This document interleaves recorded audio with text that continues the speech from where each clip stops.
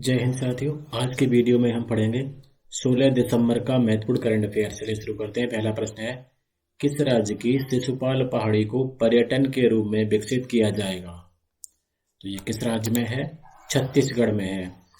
छत्तीसगढ़ के मुख्यमंत्री भूपेश बघेल ने महासमुंद जिले के सरायपाली में एक प्रसिद्ध पर्वत को पर्यटन स्थल के रूप में विकसित करने की घोषणा की है।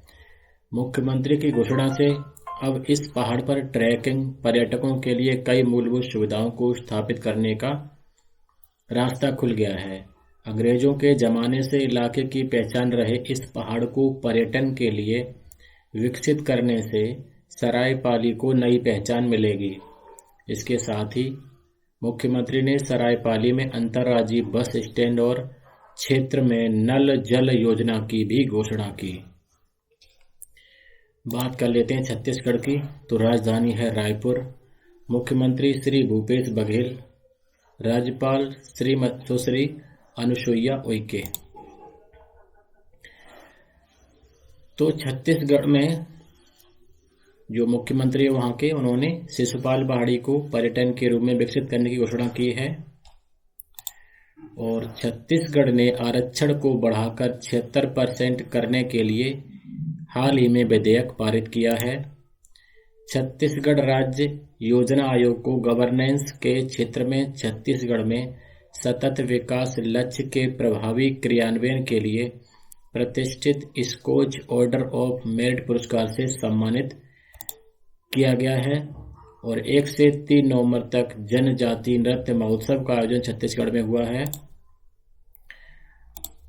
और छत्तीसगढ़ के शहर नया रायपुर का नाम बदलकर अटल नगर रख दिया गया है, जबकि राजधानी रायपुर है। छत्तीसगढ़ CFR अधिकारों को मान्यता देने वाला दूसरा राज्य बना है। और वहां पर अभी हाल ही में मुख्यमंत्री मितान योजना की शुरुआत की गई है। तो ये थे छत्तीसगढ़ से संबंधित करंट अफेयर के प्रश्न। आगे बढ़ते हैं। किस राज्य में विकलांग लोगों के लिए द पर्पल फेस्ट का आयोजन किया जाएगा? तो कहाँ किया जाएगा? गोवा में किया जाएगा। राज्य में पहला समावेशी उत्सव जो है वो 6 से 8 जनवरी 2023 तक गोवा की राजधानी पणजी में आयोजित किया जाएगा। इस आयोजन में क्या होगा? दिव्यांगों को उनके अधिकारों की जानकारी दी जाएगी। बात कर लेते हैं गोवा की। तो राजधानी पणजी, मुख्यमंत्री प्रमोद सावंत, राज्यपाल PS श्रीधरन पिल्लई। गोवा से संबंधित करंट अफेयर्स पर नजर डाल लेते हैं। तो गोवा में विकलांग लोगों के लिए पहला द पर्पल फेस्ट का आयोजन किया जाएगा 6 से 8 जनवरी के बीच। और गोवा इंटरनेशनल एयरपोर्ट का नाम दिवंगत नेता मनोहर पर्रिकर के नाम पर मोपा रख दिया गया है। मनोहर पर्रिकर गोवा में भारतीय जनता पार्टी के कद्दावर नेता थे। वह 2000 से 2005, 2012 से 14 और 2017 से 19 तक यानी अंतिम सांस तक वह गोवा के मुख्यमंत्री रहे। और मनोहर पर्रिकर अक्टूबर 2014 से 2017 तक केंद्रीय रक्षा मंत्री भी रहे। उन्हें जनवरी 2020 में मरणोपरांत पद्म भूषण से सम्मानित किया गया था। और भारत के गोवा में हाल ही में 9वीं विश्व आयुर्वेद कांग्रेस और आरोग्य एक्सपो 2022 का उद्घाटन किया गया है। इसका उद्देश्य क्या है? आयुर्वेद क्षेत्र को मजबूत करने, इसके भविष्य की कल्पना करने और आयुर्वेद वाणिज्य को बढ़ावा देने के लिए पेशेवरों तथा उपभोक्ताओं के बीच बातचीत की सुविधा के लिए वैश्विक मंच प्रदान करना है। और इसका आयोजन जो है वो कब से कब तक किया गया? 9 से 11 दिसंबर के बीच। क्रम कौन सा था? 9वां। और अंतर्राष्ट्रीय लूसोफोन महोत्सव का आयोजन गोवा में अभी हाल ही में 3 से 6 दिसंबर के बीच किया गया। तो ये थे गोवा से संबंधित करंट अफेयर के प्रश्न। नई दिल्ली में आयोजित किए जा रहे 7वें भारत जल प्रभाव शिखर सम्मेलन का उद्घाटन किसके द्वारा किया गया? तो ये किया गया गजेंद्र सिंह शेखावत द्वारा। 15 दिसंबर को डॉक्टर अंबेडकर इंटरनेशनल सेंटर नई दिल्ली में जल शक्ति मंत्री गजेंद्र सिंह शेखावत ने 7वें इंडिया वाटर इम्पैक्ट समिट 2022 का उद्घाटन किया। इस वर्ष शिखर सम्मेलन का विषय था बड़ी घाटियों में छोटी नदियों का जीर्णोद्धार और संरक्षण। शिखर सम्मेलन का फोकस 5P अर्थात people, policy, plan, programme, project के प्रति चित्रण और अभिसरण के चुनिंदा पहलुओं पर भी होगा।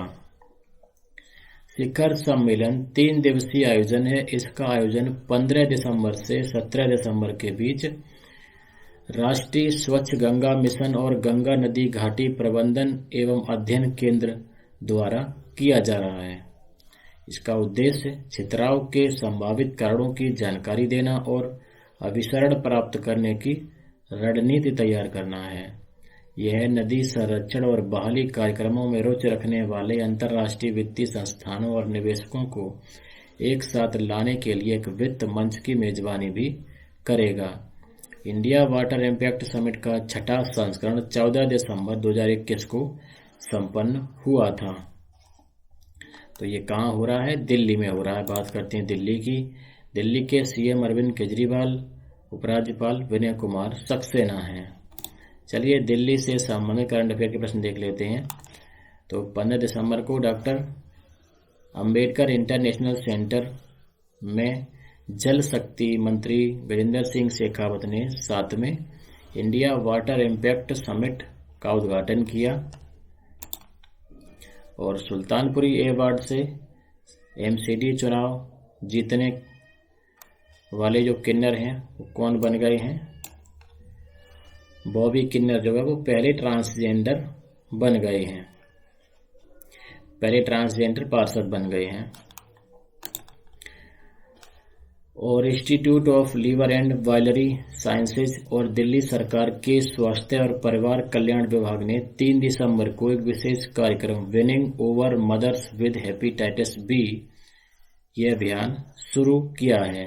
शॉर्ट में कहते हैं वॉम्ब अभियान। और नई दिल्ली में women leading change in health and science in India पर एक सम्मेलन का आयोजन अभी हाल ही में 6 दिसंबर को किया गया। और स्वर धरोहर पर्व का आयोजन भी दिल्ली में किया गया। नागरिक उड्डयन मंत्री ज्योतिरादित्य एम सिंधिया ने 1 दिसंबर को इंदिरा गांधी अंतर्राष्ट्रीय हवाई अड्डा नई दिल्ली में डीजे यात्रा सुविधा का उद्घाटन किया है। और 59वें एशिया पैसिफिक ब्रॉडकास्टिंग यूनियन महासभा की मेजबानी भी दिल्ली ने की। एशिया का पहला ड्रोन डिलीवरी केंद्र व नेटवर्क किस राज्य में प्रारंभ किया गया है? तो ये कहाँ किया गया है? ये मेघालय में किया गया है। मेघालय सरकार ने टेक ईगल नाम से स्टार्टअप के साथ साझेदारी में एशिया के पहले ड्रोन डिलीवरी केंद्र एवं नेटवर्क की शुरुआत की है।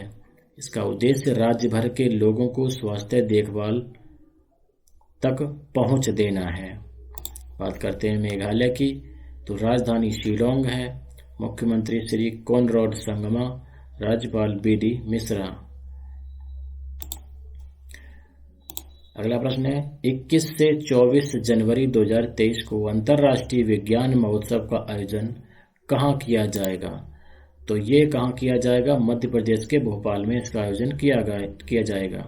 विज्ञान का महाकुंभ कहे जाने वाले इंडिया इंटरनेशनल साइंस फेस्टिवल का 8वां संस्करण भोपाल में आयोजित किया जाएगा। और ये 21 से 24 जनवरी के बीच इसका आयोजन होगा। इस महोत्सव में क्या होगा? देश विदेश के वैज्ञानिक, प्रौद्योगिकीविद, नीति निर्माता, शिल्पकार, स्टार्टअप्स, किसान, शोधार्थी, छात्र और नवोन्मेषक हिस्सा लेंगे। बात कर लेते हैं मध्य प्रदेश की राजधानी भोपाल। मुख्यमंत्री शिवराज सिंह चौहान, राज्यपाल श्री मंगू भाई सी पटेल। भारत के मुख्य न्यायाधीश धनंजय वाई चंद्रचूड़ ने किस राज्य के 10 जिलों में जिला न्यायालय डिजिटाइजेशन हब का उद्घाटन किया है? तो कहाँ किया है? उड़ीसा में। भारत के मुख्य न्यायाधीश डी.वाई. चंद्रचूड़ ने 12 दिसंबर को उड़ीसा के 10 जिलों में जिला न्यायालय डिजिटाइजेशन हब का उद्घाटन किया। अंगुल, भद्रक, झारसुगुड़ा, कालाहांडी, क्योंझर, कोरापुट, मलकानगिरी, मयूरभंज, नयागढ़ और सोनपुर में हब राज्य के सभी 30 जिलों के डिजिटलीकरण के काम का ध्यान रखेंगे। प्रत्येक डीसीडीएच को आसपास के जिलों के डिजिटलीकरण का काम सौंपा जाएगा। हब का उद्देश्य आसपास के असाइन किए गए जिलों के निपटाए गए केस रिकॉर्ड को डिजिटाइज करना होगा। आसपास के जिलों के कागज रहित न्यायालयों के लिए स्कैनिंग का काम संबंधित डीसीडीएच में भी किया जाएगा। तो डी.वाई. चंद्रचूड़ जो है वो सुप्रीम कोर्ट के मुख्य न्यायाधीश अभी हाल ही में बने हैं। और पहले न्यायाधीश कौन थे? हीरालाल जे कानिया। अब ये कहाँ पर किया है? उड़ीसा में। बात कर लेते हैं उड़ीसा की राजधानी भुवनेश्वर। मुख्यमंत्री श्री नवीन पटनायक, राज्यपाल professor Ganeshi Lal. Safety performer of the year पुरस्कार किसे दिया गया? तो ये दिया गया स्पाइस जेट को। स्पाइस जेट को दिल्ली हवाई अड्डे द्वारा safety performer of the year पुरस्कार से सम्मानित किया गया है। ये अवार्ड सेल्फ हैंडलिंग एयरलाइंस में उसके टॉप परफॉर्मर होने और ग्राउंड सेफ्टी उल्लंघनों में बहुत ज़्यादा कमी लाने के चलते दिया गया है। बात करते हैं स्पाइस जेट की, तो इसकी स्थापना 9 फरवरी 1984 को हुई थी। इसके संस्थापक कौन थे? अजय सिंह, भूपेंद्र कंसाग्रा। इसका हेडक्वार्टर गुरुग्राम हरियाणा में है। वर्तमान सीईओ अजय सिंह हैं। चलिए कुछ पुरस्कारों का रिवीजन कर लेते हैं। तो हैदराबाद स्थित स्टार्टअप खेती ने वर्ष 2022 का अर्थशॉट पुरस्कार जीता है। और ऑस्ट्रेलिया का सबसे बड़ा खेल सम्मान द डॉन अवार्ड वहां के खिलाड़ी एशले बार्टी को दिया गया है। और ऑस्ट्रेलिया में भारतीय मूल की विज्ञान शिक्षिका वीना नायर को प्रधानमंत्री पुरस्कार से सम्मानित किया गया है। अमेरिका का प्रेसिडेंशियल लाइफ टाइम अचीवमेंट पुरस्कार कृष्णा वेवीलाला को दिया गया है। और लेबनान के डॉक्टर ओगीरत यूनान और डॉक्टर वालिद सलावी को जमुनालाल बजाज पुरस्कार दिया गया है। HBW न्यूज ने 6 दिसंबर को ग्लोबल अचीवर्स अवार्ड 2022 के विजेताओं की घोषणा भी हाल ही में की है।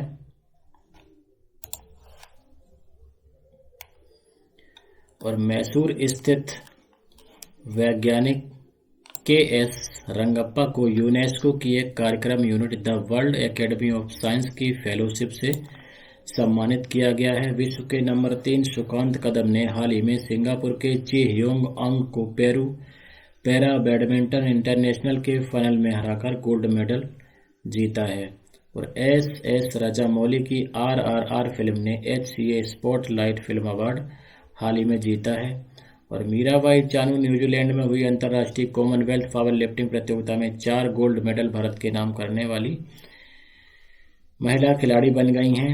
भारतीय मूल के व्यवसायी और सामाजिक कार्यकर्ता मोहन मान सिगानी को लंदन के बकिंगम पैलेस में अलंकरण समारोह में ब्रिटेन के officer of the most excellent order award से सम्मानित किया गया है। अगला प्रश्न है, प्रधानमंत्री ने 13 दिसंबर को किनके सम्मान में स्मारक सिक्का व डाक टिकट जारी किया है? तो यह किया है श्री अरविंदो। प्रधानमंत्री ने श्री अरविंदो के सम्मान में एक स्मारक सिक्का और एक डाक टिकट जारी किया। प्रधानमंत्री ने कहा कि अरविंदो का जीवन एक भारत श्रेष्ठ भारत का प्रतिबिंब है, क्योंकि उनका जन्म बंगाल में हुआ था और वे गुजराती, बंगाली, मराठी, हिंदी और संस्कृत सहित कई भाषाओं को जानते थे।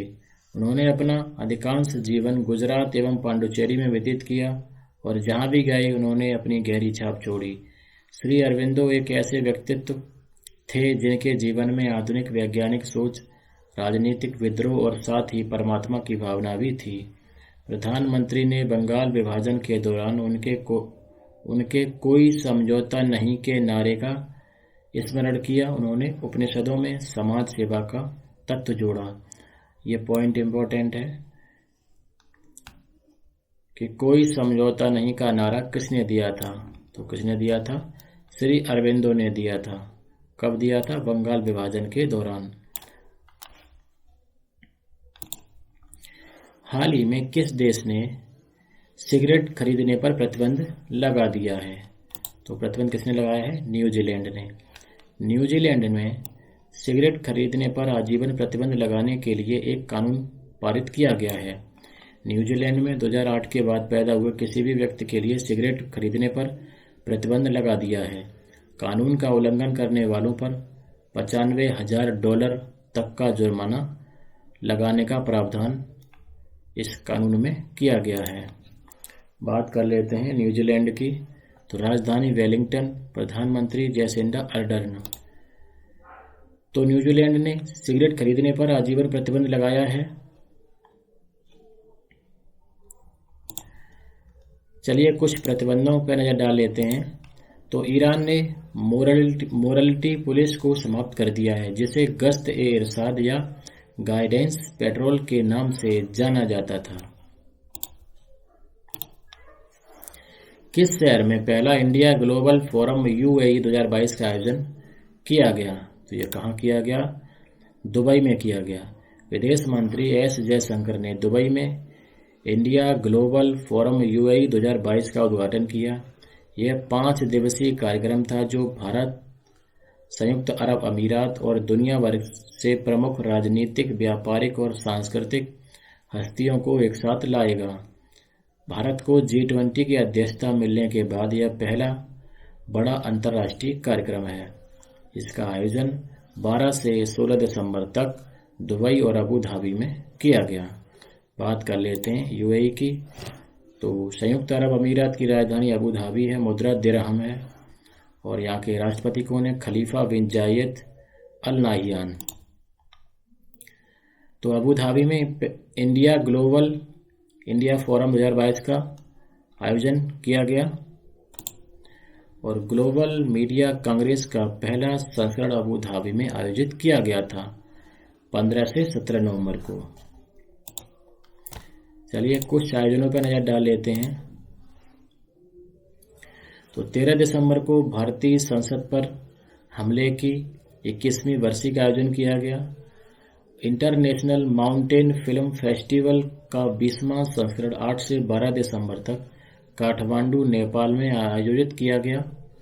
G20 डेवलपमेंट वर्किंग ग्रुप की पहली बैठक भारत की अध्यक्षता में 13 से 16 दिसंबर को मुंबई में आयोजित की गई। जैविक विविधता पर संयुक्त राष्ट्र सम्मेलन, जिसे पार्टियों का सम्मेलन भी कहा जाता है, ये मॉन्ट्रियल कनाडा में 7 से 19 दिसंबर तक आयोजित किया जा रहा है। और विश्व बैंक ने 8 दिसंबर को भारत में लिंग उत्तरदायी शहरी गतिशीलता और सार्वजनिक स्थानों को सक्षम करने पर टूल किट लॉन्च किया। विश्व बैंक और चेन्नई शहरी मेट्रोपॉलिटन ट्रांसपोर्ट अथॉरिटी द्वारा चेन्नई में आयोजित इस सत्र में इस टूल किट को लॉन्च किया गया। केंद्रीय स्वास्थ्य और परिवार कल्याण मंत्रालय ने 10 से 11 दिसंबर को वाराणसी, उत्तर प्रदेश में यूनिवर्सल कवरेज डे 2022 के उपलक्ष्य में 2 दिवसीय सम्मेलन का आयोजन किया था। और भारत के गोवा में 9वीं विश्व आयुर्वेद कांग्रेस और आरोग्य एक्सपो 2022 का आयोजन किया गया। संयुक्त राष्ट्र के खाद्य और कृषि संगठन ने हाल ही में रोम, इटली में अंतर्राष्ट्रीय बाजरा वर्ष 2023 का अंतर्राष्ट्रीय वर्ष का उद्घाटन समारोह का आयोजन किया। और एंटी माइक्रोबियल प्रतिरोध पर तीसरा वैश्विक उच्च स्तरीय सम्मेलन हाल ही में ओमान में आयोजित किया गया। अगला प्रश्न है, विश्व स्वास्थ्य संगठन ने किसे नया चीफ साइंटिस्ट मुख्य वैज्ञानिक नियुक्त किया? तो उनका नाम है जेरेमी फरार।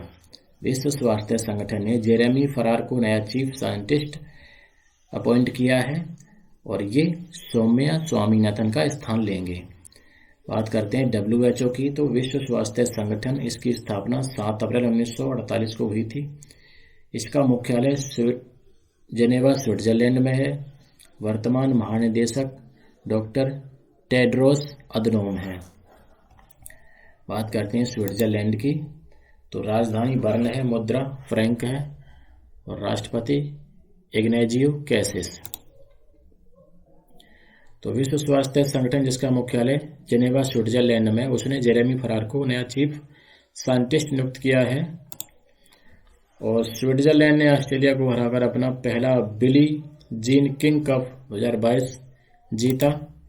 और ओलंपिक स्वर्ण पदक विजेता नीरज चोपड़ा को स्विट्जरलैंड पर्यटन ने अपना मैत्री राजदूत नियुक्त किया।